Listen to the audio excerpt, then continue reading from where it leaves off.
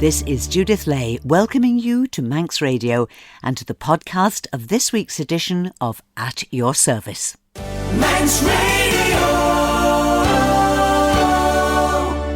On the programme this week, new leadership in the Methodist Church and some gentle thoughts with powerful messages. But first, a song of service from the school chamber choir at Lincoln Cathedral.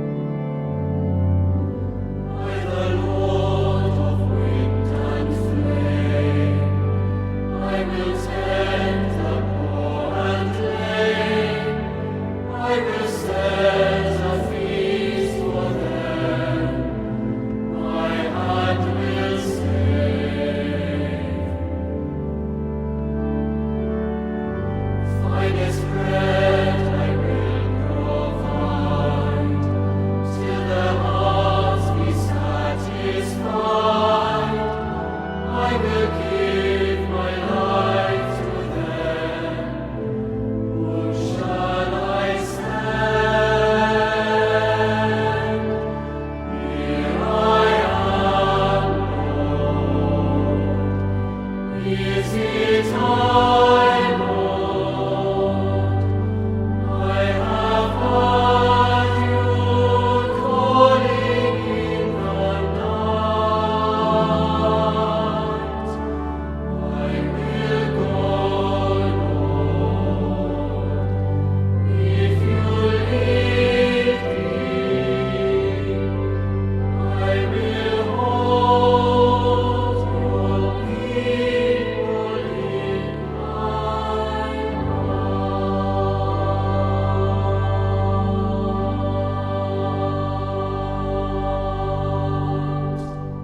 Here I Am, Lord, sung there for us by the school chamber choir from Lincoln Cathedral. At the end of this month, the Methodist Church here on the island will officially welcome their new Chair of District, following the retirement last month of Reverend Richard Hall. The new leader of the island's Methodist community will be Reverend Dr Janet Corlett, and as the surname suggests, Reverend Janet is returning to her Manx roots. I think it's a really exciting appointment, as Reverend Janet brings with her a wealth of experience through various ministries, and this morning we've an opportunity to hear her talk about her life and her faith in a conversation I recorded with her during a visit to see her parents in 2018, where we began at the very beginning. Well, I was born in the hospital here, went to Onken School, Ballacameen, and from the high school I went to Atlantic College for 2 years, and then I went off to uni and sort of haven't lived back on the island much since I was 16. Tell me about your faith journey. Well, I think when I left the Isle of Man, I was sort of searching and growing up and trying to find an adult life and an adult faith. At sixth form college, I didn't do a lot. But at university, I was asking, well, this is the time to make the decision, really. Am I following Christ or not? Being in a scientific degree course, my tutors were telling me I more or less deserved to fail my degree because I still had this strange belief in God. This was back in the 80s, and one of my lecturers was Richard Dawkins. The Richard Dawkins. So that was the outlook of the lecturers, and to question that was regarded as quite odd.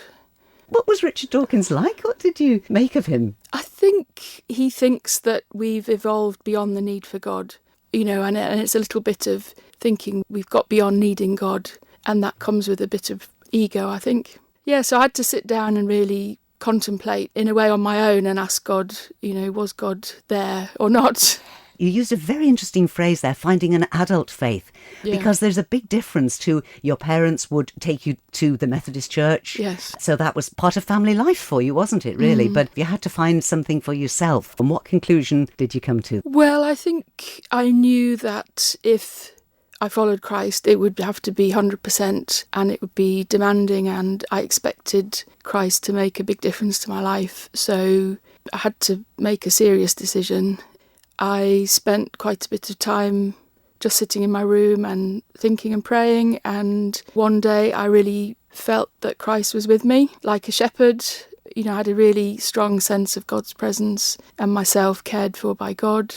And some people in my journey have sort of questioned that as an experience, but for me it's something that's just grown and it's strengthened, and I go back to when other things are shaky. Christ is my good shepherd and he carries me through.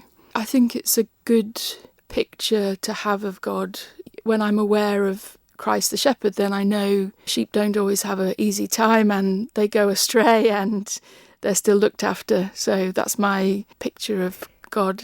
It's one thing to say, I am making an absolute commitment to God, but it's another thing then to go into ordained ministry. So how did things develop then for you? Well, I did a research degree in agriculture and I was working overseas a lot, but I found that the work I did with people was more fulfilling, I guess, than the scientific work. I'd become a union rep in work and I was dealing with pastoral issues with people. I'd become a local preacher in the Methodist Church, and just gradually really finding that God was drawing me towards the pastoral and the people side of things and less to the research. And how did things develop then? Well, I had 2 years in Birmingham. I didn't want to take the academic path. I could have been shunted off to do academic theology, but I trained for a year in Handsworth in Birmingham, which was a project to be living in the community and basically learning by reflecting on experience, which was fantastic. So working with Sikh groups and Muslim groups and with a Methodist church in Lascelles, which is one of the more deprived areas. That was fantastic. And that really reinforced my idea that God was calling me to multicultural city centre or inner city sort of ministry. That's what I really felt drawn to then. In college, there was quite a division because the black students were really pushing to get more black theology, more intercultural work into the curriculum. So that was quite confrontational sometimes. But in Lascelles, in the Methodist Church, there was a fantastic working together. The Bangladeshi youth had asked for space and the mosque had said no and the Methodist Church said yes. So there was a youth space for the Muslim young men mostly. They were mixing with Caribbean aunties, the older women. They started cooking for them and it was just lovely to see different ages and different religions getting on really well together. I think the young men would have a lot of respect for the older people of whatever ethnicity, so it made it easier for them to look up to and respect the Caribbean aunties, and they had a great time together. So from Birmingham, where to next, Janet? I did 5 years in Leytonstone, East London, and then I did nearly 5 years in Honduras, in Central America, and then I came back to London, to Bermondsey, and I've been there 8 years. Now, just before we pick up on Bermondsey, Honduras, what were you doing there? I went as a mission partner with the Methodist Church. I was minister for several churches and in charge of the school on one of the small islands. Became superintendent for a huge circuit of the North Coast and learnt Spanish and preached in Spanish. And Just stop a minute here. I'm in awe of you. You're just saying this coolly.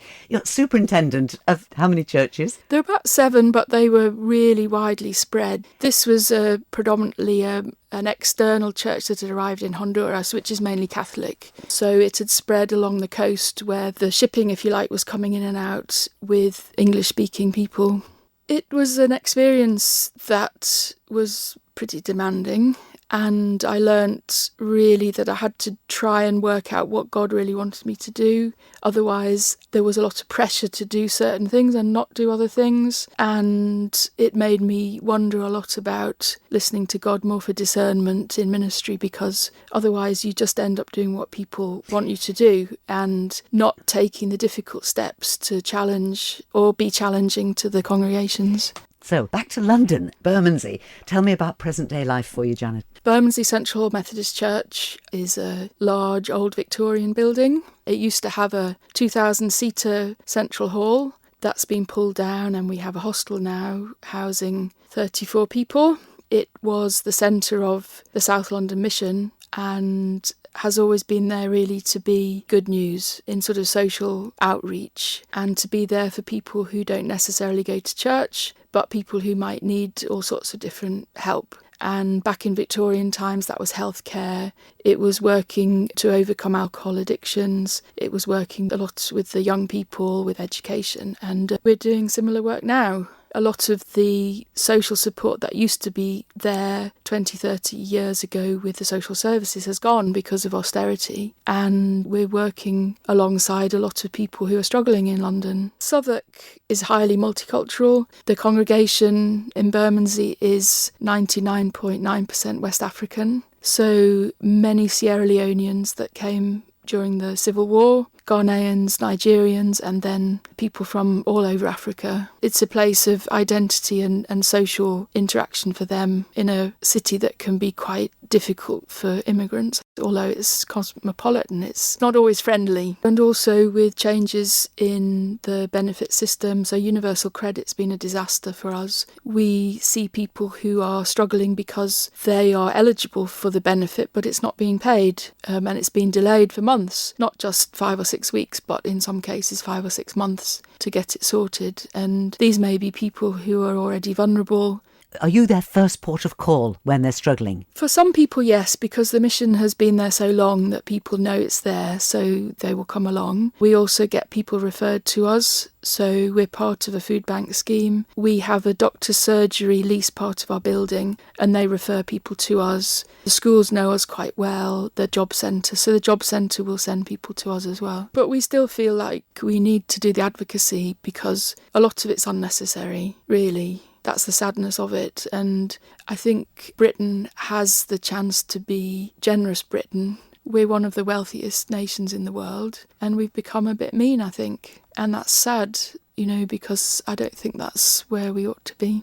With all this experience working in multi-faith, multicultural situations, hardly surprising that you have some responsibility for representing Methodist Church at World Council of Churches. That's been fantastic, and it keeps me learning, and to then be representing the church on a commission for mission and evangelism. It's the commission which organises the World Mission Conferences, and I've been involved in the last 4 years building up to the Tanzanian conference, which was held in March. And that was the biggest World Mission Conference since Edinburgh 1910.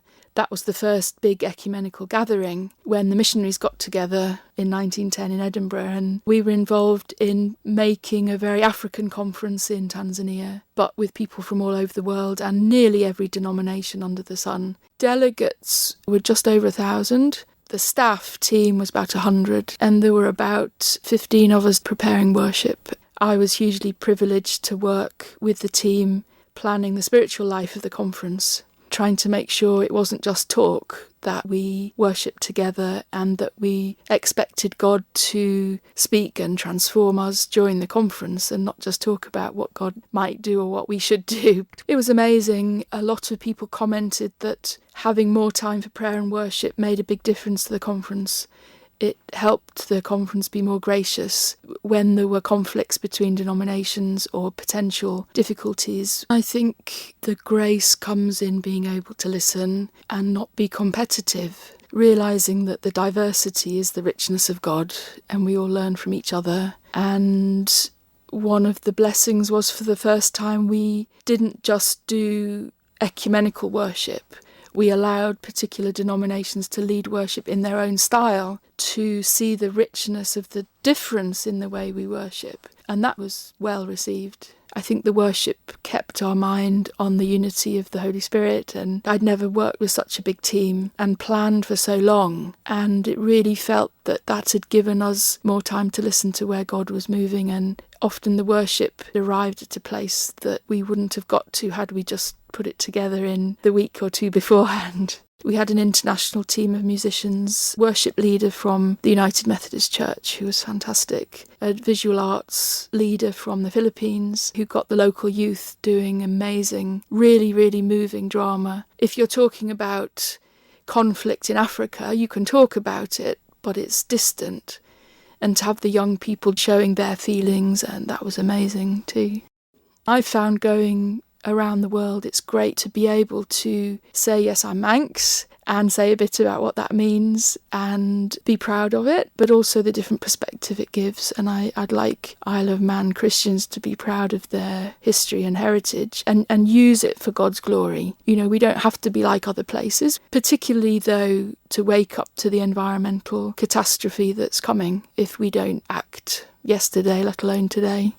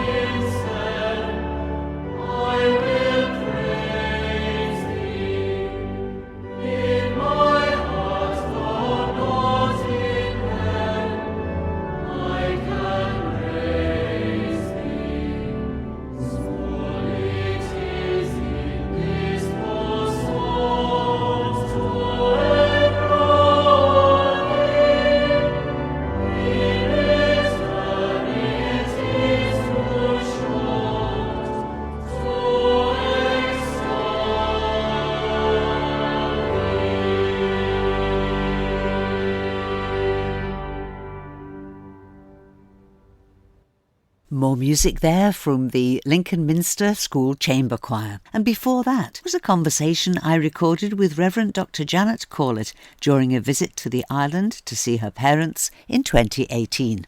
Reverend Janet's service of welcome as Chair of District, Head of the Methodist Church here on the island, will be on Saturday the 28th of August at 7:30 in Trinity Methodist Church at Rosemount here in Douglas. It's a big church with plenty of room for everyone to come and join in what I am sure will be a very happy and holy start to Reverend Janet's ministry among us. A few months ago, Sheila Sutton joined us on the programme with some thoughts on the importance of being hopeful. She returns today with some more seemingly gentle thoughts with powerful messages.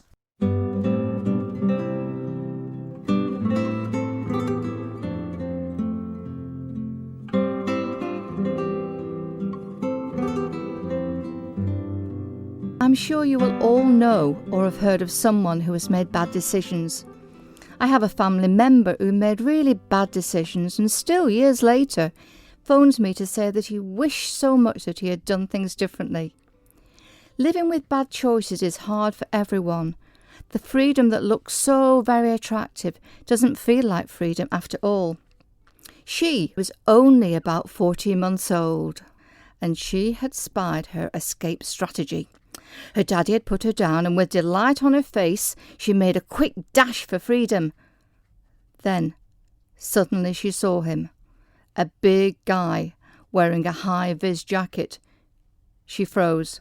Holding her arms up for daddy to pick her up, she felt brave and safe once more.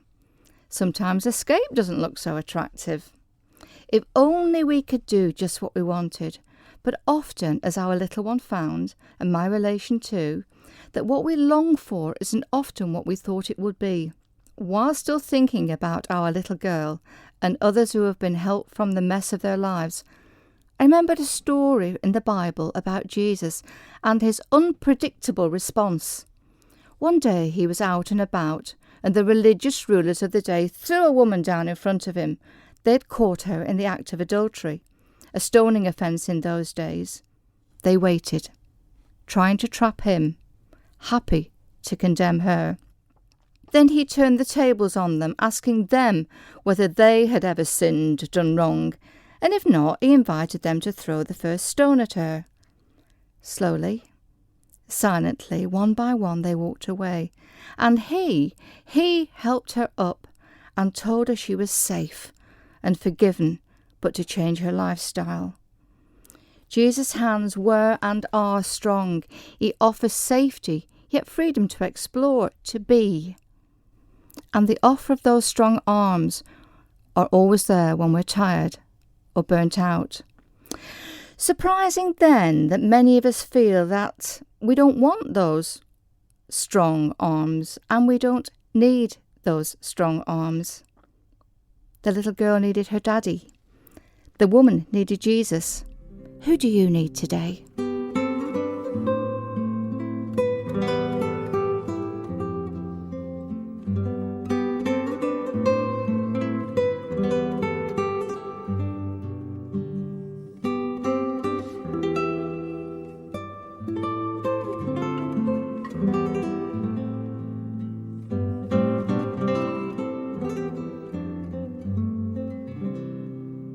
Often one of the first things my husband does in the morning is to check the news online, though that's not always the most uplifting way to start the day, is it? Bad stuff happens. So how do you deal with it? Are you a realist or a dreamer? Does it get you down, or can you see a way through it? Sometimes dreams can be escapists, but sometimes they show us how to think outside the box, and we all need that. But be careful who you share your dreams with. Some will step on them, discard them, even deride you for dreaming big. Don't let them. Hang on to your dreams. Those who really love you will encourage you.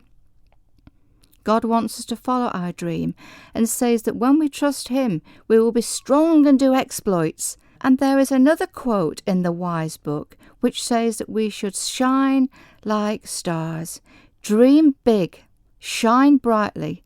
Now there are positives for you. Have you ever stood silently looking up at the wonder of our magnificent Manx night skies? Sparkling, beautiful, breathtaking, awe-inspiring. It always makes me smile and hopeful. Do you remember the logo used by the Women's World Cup football? It was Dare to Shine. Now there's a challenge. This week, dare to shine, despite the news, despite your surroundings, and counteract some of the bad stuff by shining and brightening up the life of someone you meet today. You won't regret it.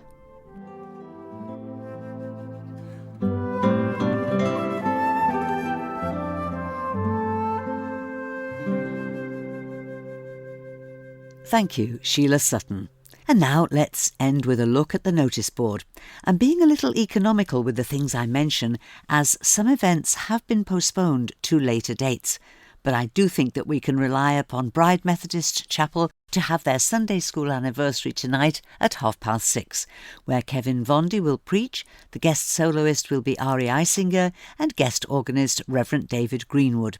And the Bride anniversary service is at 6:30 this Sunday evening.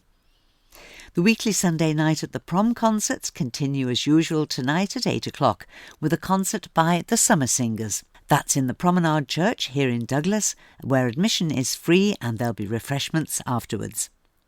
Cafe Lingo, the friendly, fun and free way to learn English that normally meets at the prom, is going to be on Zoom only for the whole of August. It's open to absolutely everyone, and there's a Zoom link posted on Facebook just before each session on a Saturday morning. To get the link, go to facebook.com and search for Cafe Lingo Isle of Man. But if you have any problems or queries, have a word with Karen on 458 340. 458 340. St Thomas's Church in Finch Road here in Douglas are continuing their series of summer concerts, an hour of popular music every Wednesday evening from 7:45, with refreshments afterwards. This Wednesday, the Londu Male Voice Choir with their new conductor Jenny Garrett will entertain, and whilst admission is free, donations would be most welcome. The Thursday night summer concert series in St Catherine's Church in Port Erin continues this week with entertainment from Val Cowley's concert party. Admission is free, the starting time is 7:45, and there are refreshments in the hall afterwards. And last but by no means least, the next big event at Abbeylands Chapel is this coming Friday, August the 6th at 8 p.m, where there's an annual concert by the choir Musicale, conducted by John Riley. All are welcome. There'll be refreshments afterwards and a retiring collection for chapel funds. Tickets are not required, just turn up. And that's all that we've time for today. News for the notice board and requests for your favourite hymns to be included in future programmes can all be sent to me via email, judithlay@manxradio.com, or by post if you prefer. Manx Radio, PO Box 1368, Douglas IM 991SW. I'll be back tonight at 9 with Sundown, easy listening music to round off your weekend. But for now, this is Judith saying thank you for listening, and I wish you and those you love a blessed and peaceful week, and a very good morning.